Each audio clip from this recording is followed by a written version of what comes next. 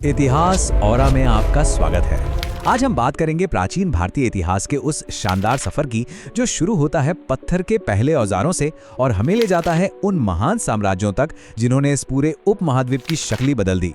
तो सबसे बड़ा सवाल यही है कि एक शिकारी से एक साम्राज्य बनाने वाला इंसान यहाँ तक पहुंचा कैसे? ये जो पूरा सफर है, ये तय कैसे हुआ? चलिए आज इसी कहानी की परतों को खोलते हैं।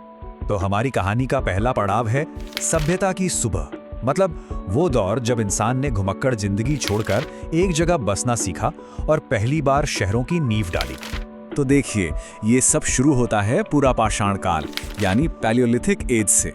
जरा सोचिए, उस वक्त इंसान पूरी तरह से कुदरत के रहमो करम पर था।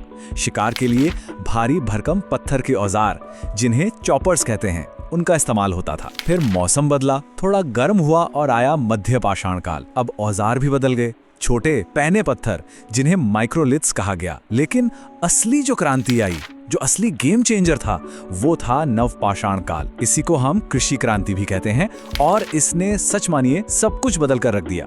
अब इस क्रांति का मतलब क्या था? मतलब ये कि इंसान अब फूड गैदरर नहीं, फूड प्रोड्यूसर बन गया था। वो खाना ढूंढ नहीं रहा था, वो खाना पैदा कर रहा था। खेती शुरू हुई तो मेहरगढ़ जैसे पक्के गांव बसने लगे। जानवरों को पालना एक सिस्टम बन गया। और हाँ, अनाज रखने के लिए मिट्टी के बर्तनों का आविष्कार भी तो हुआ। और एक बहुत ही दिलचस्प बात, कश्मीर में एक जगह है बुर्जहोम। वहां लोग जमीन के नीचे गड्ढे खोदकर घरों में रहते थे। सोचिए, पिट ड्वेलिंग्स। और फिर इसी नींव पर खड़ी हुई भारत की पहली शहरी सभ्यता, इंडस वैली सिविलाइजेशन। अरे इनकी टाउन प्लानिंग तो देखिए, कमाल ही थी। सड़कें एक दूसरे को 90 डिग्री पर काटती थी, जिसे हम ग्रिड पैटर्न कहते हैं। और ढकी हुई नालियां, मतलब एक प्रॉपर ड्रेनेज सिस्टम। ये तो आज के स्मार्ट सिटीज को भी टक्कर दे सकते हैं। हाँ, एक बात थी, ये लोग कांसे का इस्तेमाल तो करते थे, पर लोहे के बारे में नहीं जानते थे। और दुनिया में सबसे पहले कपास उगाने का क्रेडिट भी इन्हीं को जाता है। इनका ट्रेड मेसोपोटामिया तक था, जहां लोग इन्हें मेलुहा के नाम से जानते थे। अच्छा, तो अब कहानी में एक नया मोड़ आता है। लोहे का आविष्कार हो चुका है और इसने खेती को पूरी तरह बदल दिया। अब खेती बढ़ी तो बड़े बड़े राज्य बने और साथ ही विचारों की दुनिया में भी एक जबरदस्त हलचल मची। ये वो दौर था, लगभग 6वीं शताब्दी ईसा पूर्व का, जब पूरे भारत में 16 बड़े और ताकतवर राज्य उभर कर आए। इन्हीं को कहा गया महाजनपद। इनमें मगध जैसे बड़े बड़े किंगडम्स थे जहां राजा का शासन था। लेकिन वज्जी और मल्ल जैसे कुछ अनोखे गणराज्य यानी रिपब्लिक्स भी थे, जहां कोई एक राजा नहीं बल्कि लोगों का एक समूह मिलकर शासन चलाता था। और इसी दौर में दो महान फिलॉसफीज का भी जन्म हुआ।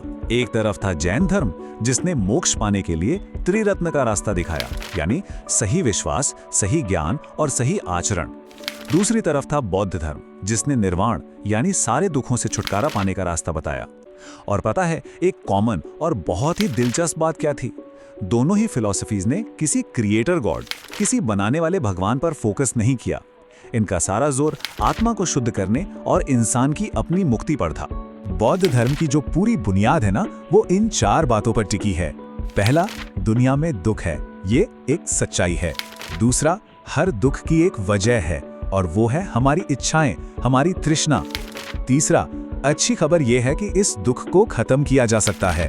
और चौथा, इसे खत्म करने का एक रास्ता भी है, जिसे कहते हैं अष्टांगिक मार्ग। मतलब प्रॉब्लम भी बताई, वजह भी बताई और सॉल्यूशन भी दिया। कितना लॉजिकल है ना? चलिए अब कहानी को और आगे बढ़ाते हैं और चलते हैं भारत के पहले महान साम्राज्यों के दौर में।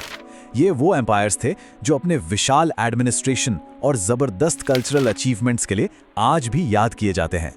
मौर्य साम्राज्य इतना मजबूत कैसे था? इसका राज छिपा है कौटिल्य के अर्थशास्त्र में दिए गए सप्तांग सिद्धांत में।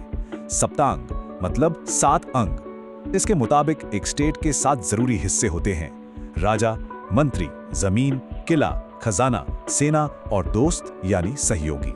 ये एक ऐसा परफेक्ट ब्लूप्रिंट था एक सेंट्रलाइज सरकार का, जिसने मौर्यों को लगभग अनबीटेबल बना दिया। और इतने पावरफुल एडमिनिस्ट्रेशन को एक मानवीय चेहरा दिया सम्राट अशोक ने। कलिंग की लड़ाई में जो तबाही हुई, उसके बाद उनका दिल पूरी तरह बदल गया। उन्होंने धम्म की पॉलिसी अपनाई और उसकी जो आत्मा है वो उनके इस एक वाक्य में झलकती है: सभी मनुष्य मेरी संतान है। सोचिए, एक राजा अपनी पूरी प्रजा को अपने बच्चों की तरह देख रहा है। ये एक बहुत बड़ा शिफ्ट था।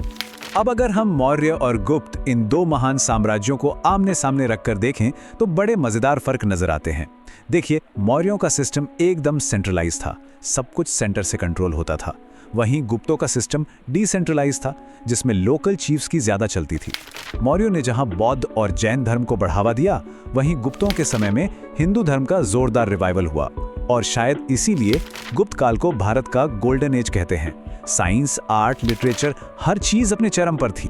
मौर्य साम्राज्य के बाद कहानी थोड़ी बदलती है, लेकिन अंत में सवाल यही है, इतिहास की ये जो इतनी गहरी नींव है, वो आज के भारत को कैसे बनाती है, कैसे उसे आकार देती है। हमारा एडमिनिस्ट्रेशन, हमारा कल्चर, हमारी फिलॉसफी, इन सब की जड़ें कितनी गहरी हैं और कितनी पुरानी, ये सवाल विचार करने योग्य है।